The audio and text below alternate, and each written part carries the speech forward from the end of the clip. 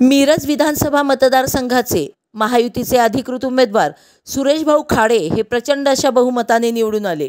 सांगली प्रहार news चॅनलच्या प्रतिनिधींना त्यांनी दिलेली ही मुलाखत। निकाल जवळजवळ धैर्याच्या मार्गावर चाललेला आहे। जनतेने दिलेला कौल हा महायुतीच्या बाजूने आहे।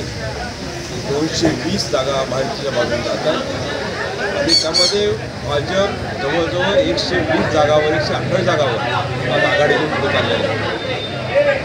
महायुतीमधला हा मोठा पक्ष म्हणून त्याला मान्यता मिळाली। त्याच दृष्टीने आमच्या मिरज मतदारसंघामध्ये मी चौथ्यांदा चौकार मारला आणि मत देखील पण मला चांगलं मिळालं।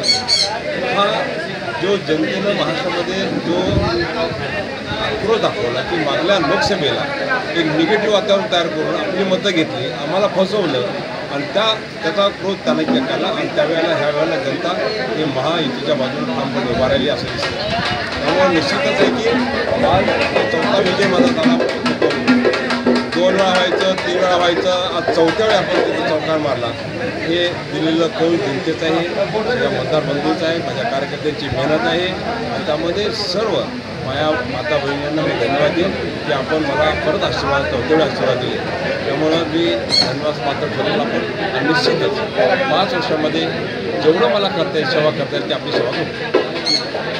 लाडकी बहीण योजनेचा इम्पॅक्ट ह्या निवडणुकीत सर्व मतदारसंघात जास्तीत जास्त महिलांनी मतं दिल्यामुळे दिसून आला, तर त्याचा काही यावर आपल्या परिणाम म्हणजे विजयामध्ये तो सहभाग कितपत आहे? एक गोष्ट असते की शासनानं नेत्यांनी आपल्या जनतेला काय पाहिजे हे ओळखायला पाहिजे। आता 50-60 वर्ष ह्यांनी ह्या लाडक्या बहिणीला वंचितच ठेवलं, मग आम्ही दिलं ते आमच्या बाजून राहिले म्हणून काय प्रॉब्लेम नाही ना, त्या पद्धतीने ते आमच्या बाजून राहिल्या।